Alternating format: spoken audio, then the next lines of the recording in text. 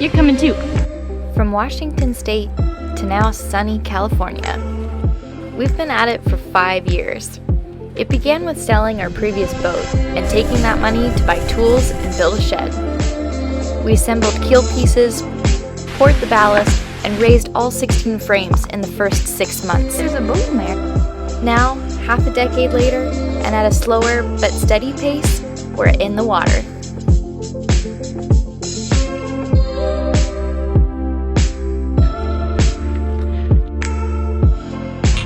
We're Salt and Tar, and this is our life. Like, subscribe, and support if you can. Well, it is quite smoky today.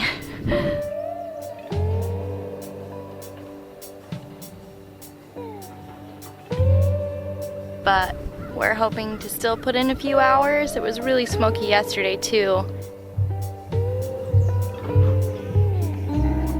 It was, I think, a little bit worse yesterday, so didn't really get anything done. But today I'm gonna work on coating up our chain plates now that Garrett's finished that extra little strap that reinforced them. I think Garrett's gonna sand the engine control box for the deck and kind of finish that up, maybe even get a coat of soup on that, and then we'll probably call it a day after that.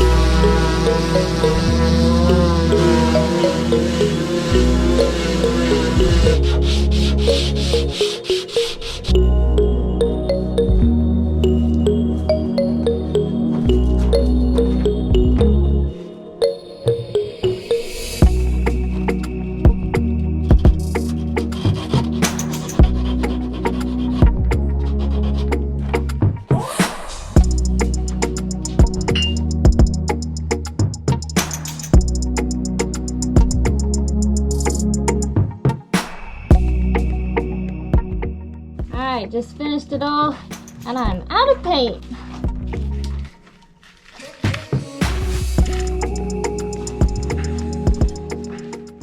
Oh, that looks so good. Shouldn't have taken my respirator off quite yet.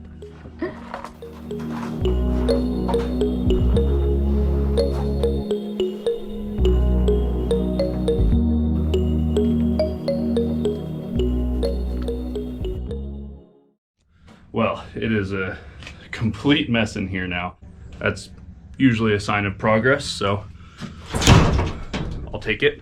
I'm gonna do the first coat of the like the finish paint on these, and it's got the epoxy, the 2-part epoxy primer on there now, and that's like what really protects it. And then the I'll do a few coats of the Rust-Oleum, and then that'll just be part of the annual maintenance. Just every year, all the hardware gets a fresh coat of Rust-Oleum, just like the boat. Every year we follow the old workboat mentality, paint it once a year whether it needs it or not. And you know, that's how mild steel hardware can last a really long time on a boat in the ocean.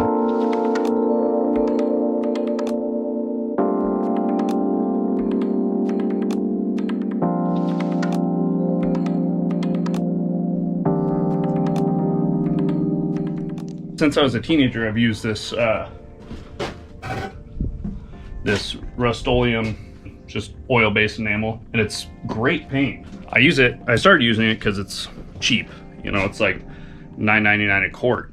But I've painted all of my wooden boats with it. Holds up great. It's great for coating steel too. These are good to go. Let them dry in here and then go get to work on the deck box. I'm just trying to measure everything up and making sure that I can fit all the plumbing inside and be able to get all the fittings in place and everything can line up. And that's kind of always at least half the battle, trying to plan everything out ahead of time so you don't end up installing it and then realize that something doesn't fit or doesn't work. So that's where I'm at right now. I think I got a good idea of what I'm doing. And have both of these faucets kind of like, you know, one to that side and one to that side a little bit. So I've got things kind of laid out down here. Those are both going to be the 2-inch outlets for the emergency bilge pumps. Those are going to be the 2 1/2-inch for pressure fresh and pressure salt. I'm going to have to drill another hole down there, put a fitting in, and then run my shift and throttle cable up through there onto the shifter. And then from that hole that I do, I'll probably do it a little oversized, and then I'll run all my electrical out from that too. And then I'll have gauges for the engine mounted here. Those will be on this face, so they'll be easy to see when you're steering.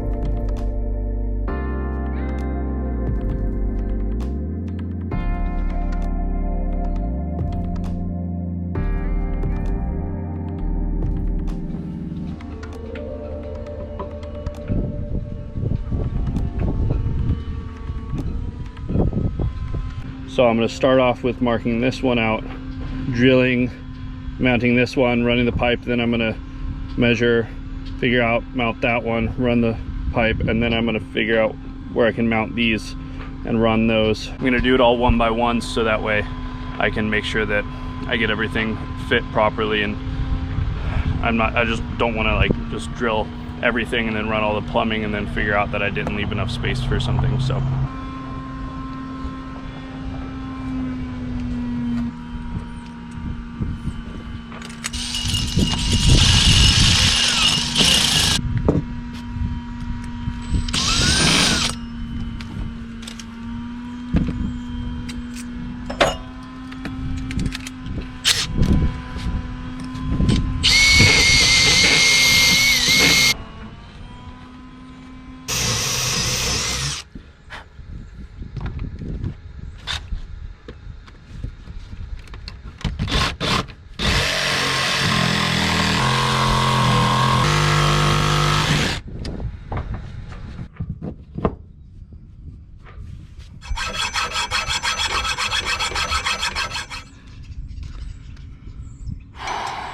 I just sawed this 6-inch pipe in half, so I got 2 3-inchers. I sawed 2 of them, so the first one is already in there. That's 1/2, and the other half is down here. So then I'll cut a hose, flexible hose, to go from there to there. Hopefully I should be able to, if it's flexible, I should be able to just bend it and just kind of, yeah, it's going to be a little tough putting it on this one because it's straight up and down, but should be all right. But that's what I'm going to do now. The goal is just to try to get everything dry fit first, and then if I get everything dry fit and everything lines up and isn't too crazy in there, then I'll go ahead and take it all apart, put you know, seal up all the threads, and put the gaskets and sealants on everything, and then permanently fasten everything in.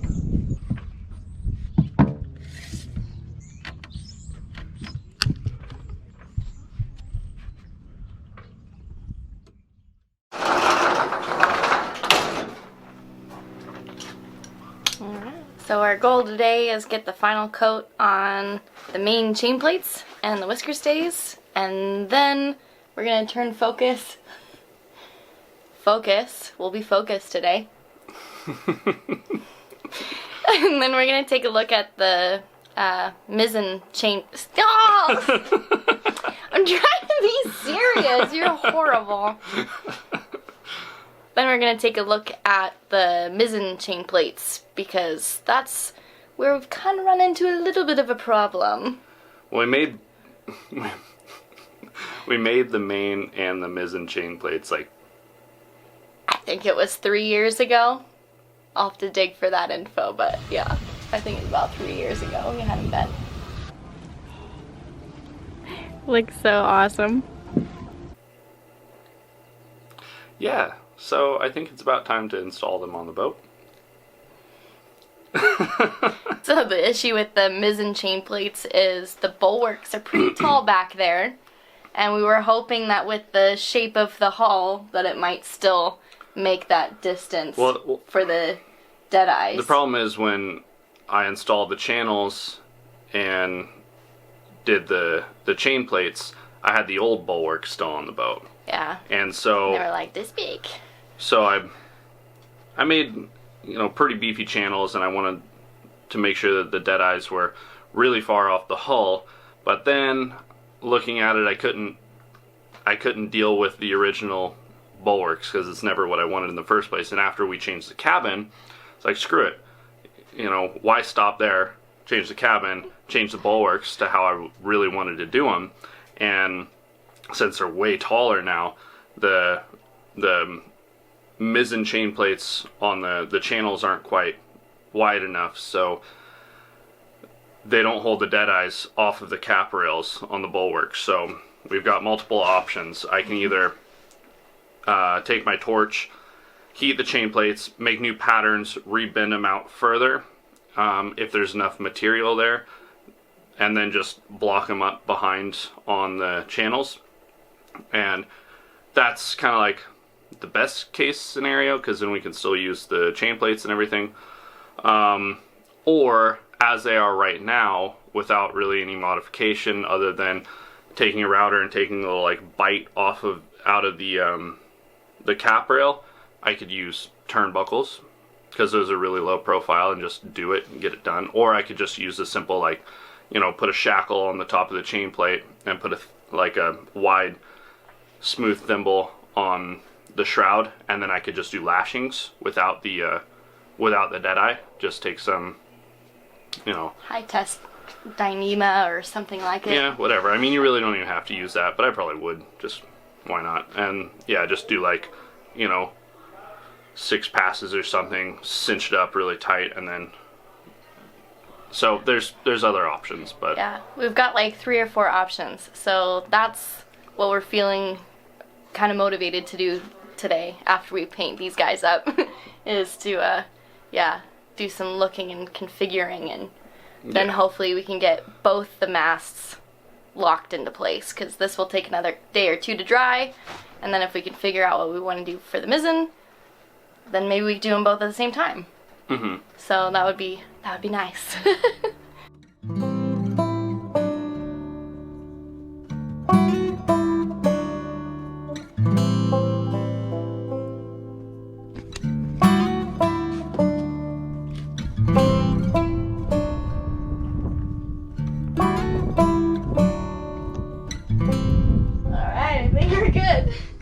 Sweet. Most of the paint actually went on the chain plates. Cool. Well, we can install these tomorrow or the next day. Yeah. And hopefully we can figure out what we want to do with the mizzen chain plates. Yeah. Alright. Back to the boat.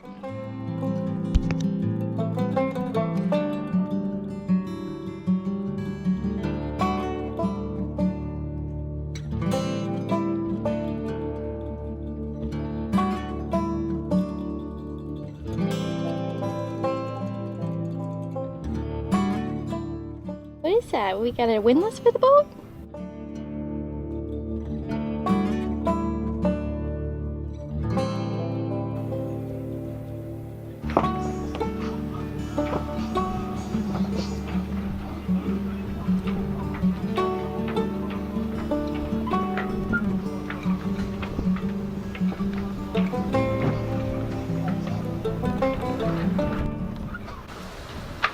So it's seeming that the best option to still be able to use the dead eyes and not have to cut into the cap rail is to bend out the chain plate if we can from like the first bend, the lower bend.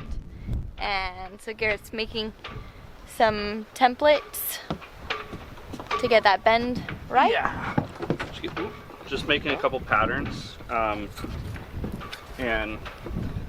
you know, it's not gonna, like, right now we took a lot of time to shape these and make patterns, and they fit perfect and they look great, but with this they're not gonna look as good. But I don't want to scrap these because they're still perfectly fine. So they're just gonna be, we're basically just going to bend them out a little bit more, and then they're going to be angled out some, and then we're going to put a little spacer behind it into the channel, and it's going to serve the purpose. It's going to be just fine.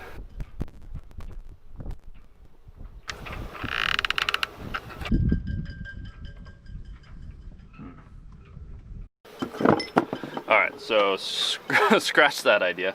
After mocking it up with the pattern and measuring, it's not really gonna do what we were hoping it would do. So right now, like, our overall mood and just kind of place and mood with the boat at the moment is we're exhausted and we want to go sailing, and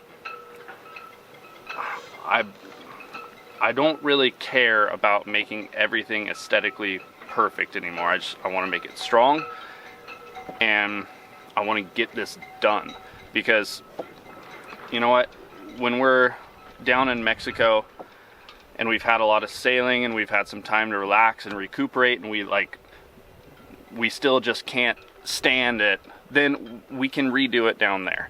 And when we have a lot more just like mental clarity. So to make this work right now so that we can get the rigging done and we can get the sails done and we can get sailing, I'm just going to put wood blocks underneath the chain plates. I'm going to cut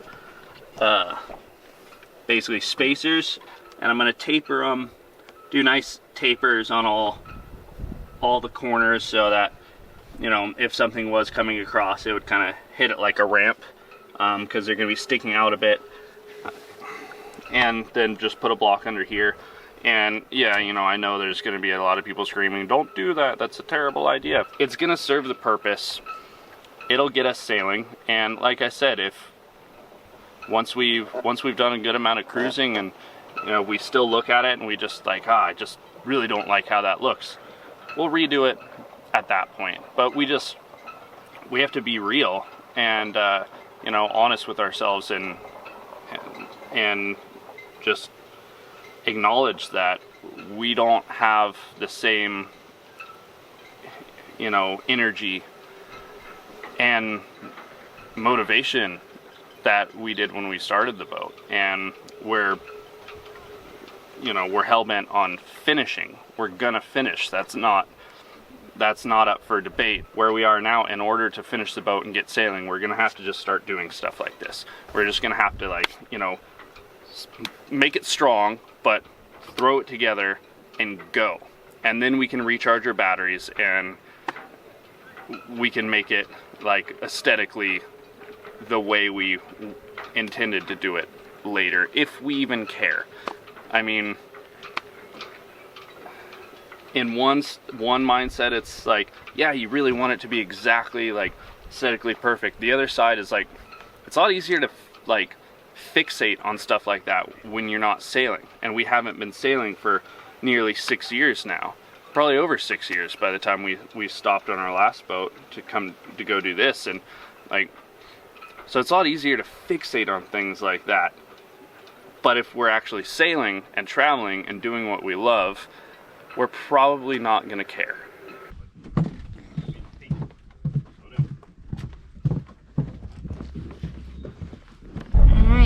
the bunker, find some wood that we're gonna use for the spacers, Yeah. and cut them. That's it. Come on. Alright, so we got this random piece. What is it, Garrett? Mahogany? Well, actually, now that I look at it, I thought it was a big chunk of African mahogany, but it's way too hard. It might even be a chunk of Ipe. It was given to us, right? Yeah. And then we ended up cutting our buddy Tyler. He needed a replacement piece for his rudder. So it left us with this weird cutout. And we've kind of been holding on to it just for something random we might still be able to use. Yeah, it's such a nice piece of wood. So we're thinking we'll just get the longer chain plates for the mizzen out of this wider side and the shorter pieces out of that side. And then we've got this whole middle to do the top spacer part that we need for it to come off of the channels. So this might be the best use we're gonna get to make sure we don't waste anything.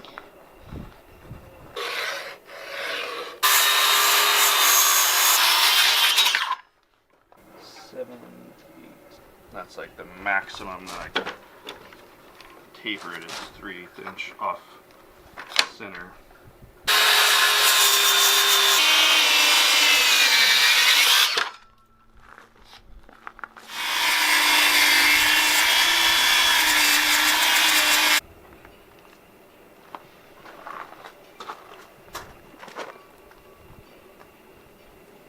Alright, so this is a preliminary, just things are kind of rough cut. We still need to bring them over to the boat, get them in place, figure out where we're going to drill holes and all blah blah blah blah blah, then I can trim the top. But this is basically what the concept is. We got some nice hardwood. We'll do the same, we'll make little spacers on the top too that'll go up against the channel, and that'll just hold it 2 inches further off of the channels and off of the hull, and that'll give us the clearance over the bulwarks that we need. And yeah, once it's all painted black and slopped up, probably won't even be that noticeable. I wanted to do more of a taper on all of these, but we had this big chunk of full two-dimensional, some sweet hardwood. We didn't have enough material to really flare the sides out as much as I would have liked to, but up here we've got plenty of material, so I'm going to do that. I'm going to make much more of an angle on either side, all the sides, so they're going to end up being like 4.5 inches, but they're going to taper up pretty heavily. Again, that's what I wanted to do with the rest of it, but we just didn't have the material, so making do with what we got. We chose to build a Buehler boat because we're on a budget, and we're still on a budget. So we're better off than where we were when we started, but we're definitely still on a budget. So if I've got a nice piece of wood and it's not I can't get exactly what I want out of it, well, I'll figure out how to, still make it work and compromise, but get the job done.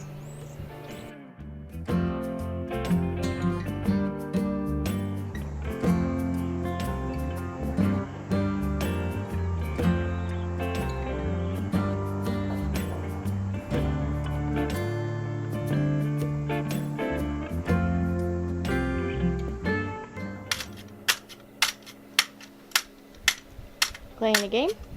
Yeah. See how many times I can get the key in there. It's better than doing it with knives. Garrett! The swab cam.